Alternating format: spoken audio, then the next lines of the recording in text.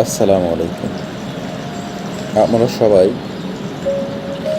জীবনের সচ্ছলতা এবং বরকত চাই, কিন্তু আপনি কি জানেন ইসলামের ধনী হওয়াকে মোটেও নেতিবাচকভাবে দেখা হয়নি, বরং হালাল উপায়ে সম্পদ অর্জন করা ইসলামের অংশ।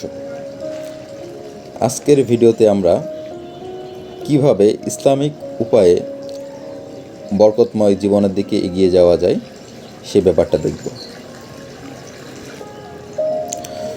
প্রথমেই যেটা আসবে সেটা হচ্ছে নিয়ত এবং হালাল উপার্জন। উপার্জনের উৎস অবশ্যই পরিষ্কার হতে হবে। ধরা যাক আপনি ব্যবসায় নামছেন, যদি আপনি ওজনে কম না দেন এবং পণ্যের ত্রুটি ক্রেতাকে স্পষ্ট করে বলেন, তবে সেই ব্যবসায় আল্লাহর বরকত দান করবেন। রাসূল সাল্লাল্লাহু আলাইহি সাল্লাম বলেছেন, সৎ ও আমানতদার ব্যবসায়ী কিয়ামতের দিন নবী ও শহীদদের সাথে থাকবেন।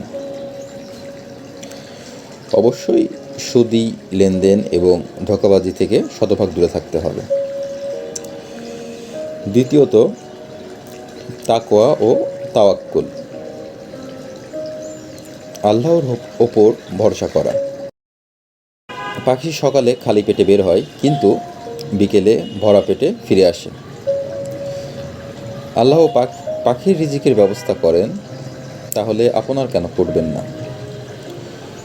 তবে মনে রাখবেন, পাখিকে ডানা ঝাপটাতে হয়, অর্থাৎ আপনাকে পরিশ্রম করতে হবে আর ফলাফলের জন্য আল্লাহর ওপর ভরসা করতে হবে। তৃতীয়ত, শুকর ও কৃতজ্ঞতা প্রকাশ।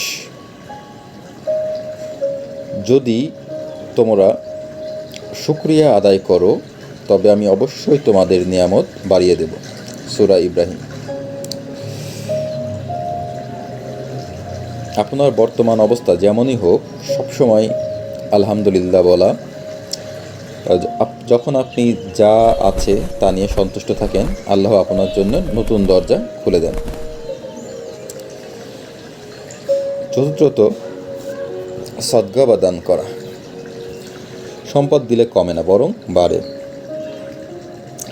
সাধারণ গণিতে 10 থেকে 2 বিয়োগ করলে 2 থাকে, কিন্তু ইসলামের গণিতে 10 টাকা থেকে 2 টাকা সদকা করলে সেই 2 টাকা আল্লাহর কাছে বহুগুণ বৃদ্ধি পায় এবং বাকি 8 টাকার অভাবনীয় বরকত তৈরি হয়।